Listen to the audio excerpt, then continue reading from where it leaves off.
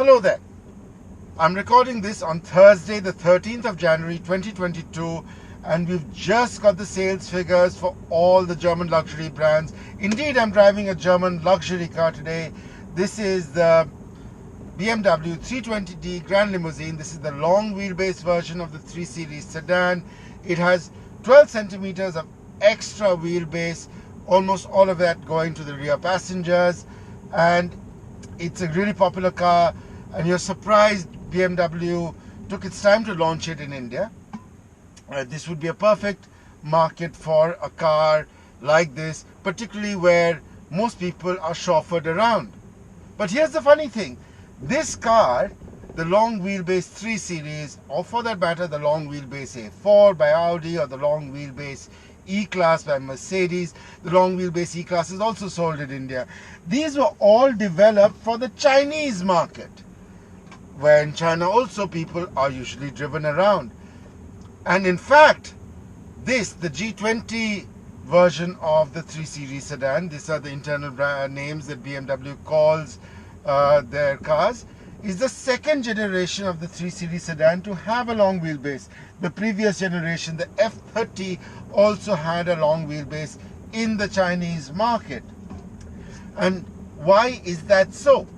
Well, BMW India, which includes BMW and Mini, sold 8,236 units in 2021, a pretty large rise from their sales in 2020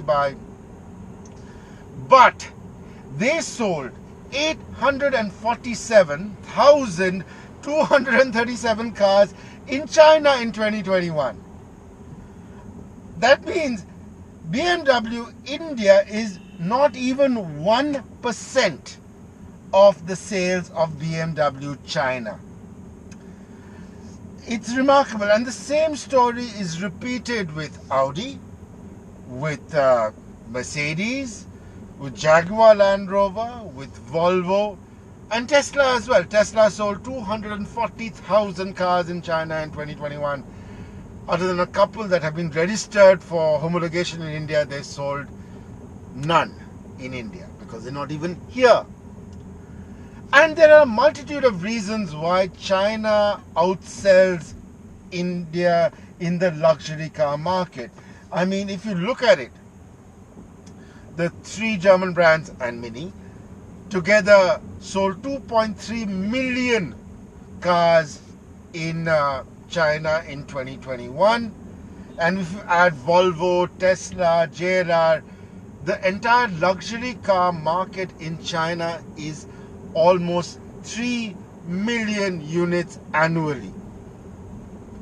To put that into perspective, that is the size of the entire Indian automotive market for passenger cars. China is a massive, massive market. And in this video, I try and explain why, using data, trying to explain why China is just so much larger for luxury cars than India is.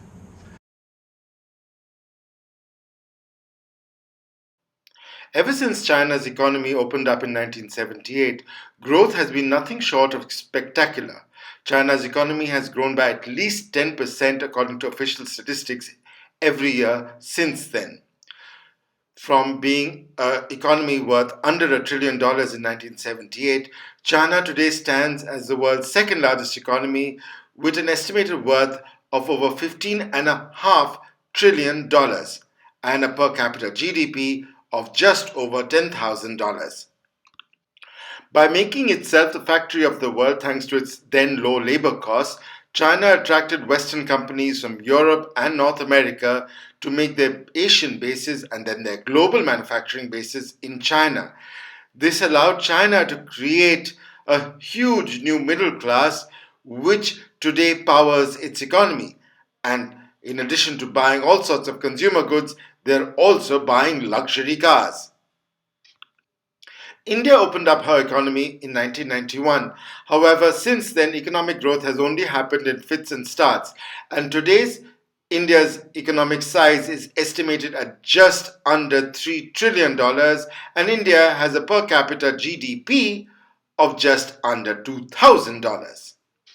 This, however, does not explain the 100x difference between the sale of luxury cars in India and in China. So, what are the other reasons?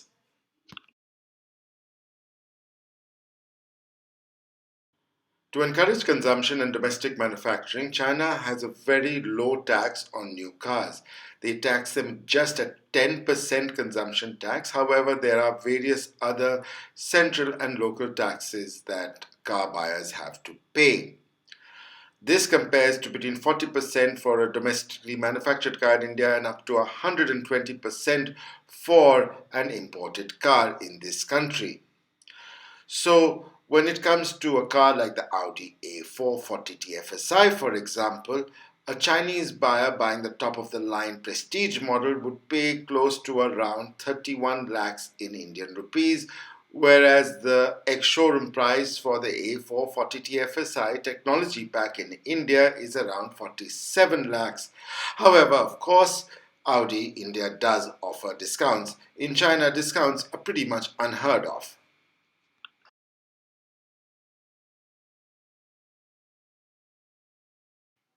The most important way China actually encouraged consumption was to make sure wealth is not looked down upon. Communist Party officials and senior bureaucrats move around in Mercedes-Benz S-classes or equivalent cars such as the Audi A8 or BMW 7 Series and other luxury cars such as the Range Rover. This encouraged China's new middle classes and upper classes to also move around in luxurious cars such as Audis, BMWs, and Mercedes. How successful was this? In 2005, Beijing Benz, Mercedes-Benz's first joint venture in China, sold just 25,000 cars. In 2021, Mercedes-Benz has 3 joint ventures in China and they sold over 758,000 cars in that one country alone, compared to about 11,242 cars in India. Despite the Chinese Communist Party's recent moves to sort of outlaw ostentatious displays of wealth, China still respects wealth and wealth creators, whereas in India, wealth and wealth creators are still largely looked down upon. The wealthy are seen as enemies of the armed army or the common man. And it is suspected that everybody became wealthy by, of course, cheating or scamming their way to wealth. Until this changes, car consumption or luxury car consumption in India really will not change, as many people don't really want to show off their wealth.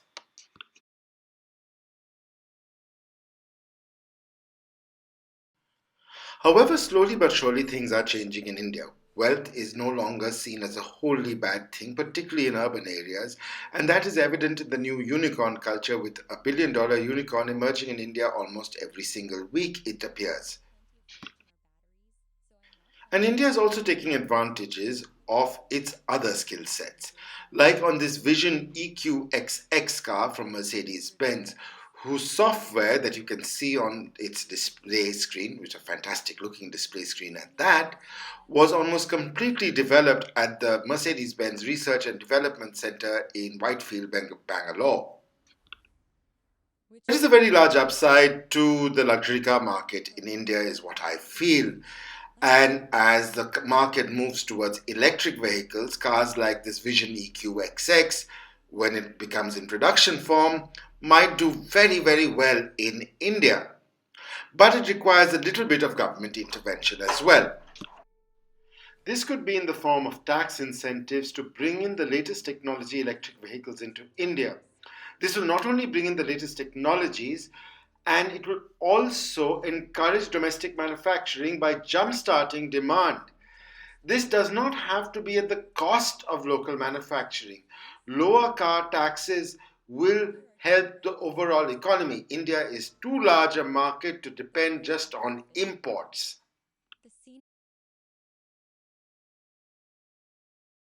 Much for watching this video. I'm mussed up, I'm out on the road. But be sure to stay safe from Omicron. It is real. I mean, unless you're watching this a few months after Omicron has gone and we are having a 4th, 5th, or 6th wave, God knows. But do subscribe for more such videos, car reviews, aviation, history and more on my channel. I really appreciate the fact that you've got to the end of this video. Do be sure to like this, do be sure to subscribe for more such content, and do leave comments. It really does help spread the word. Thank you so much and have a great 2022.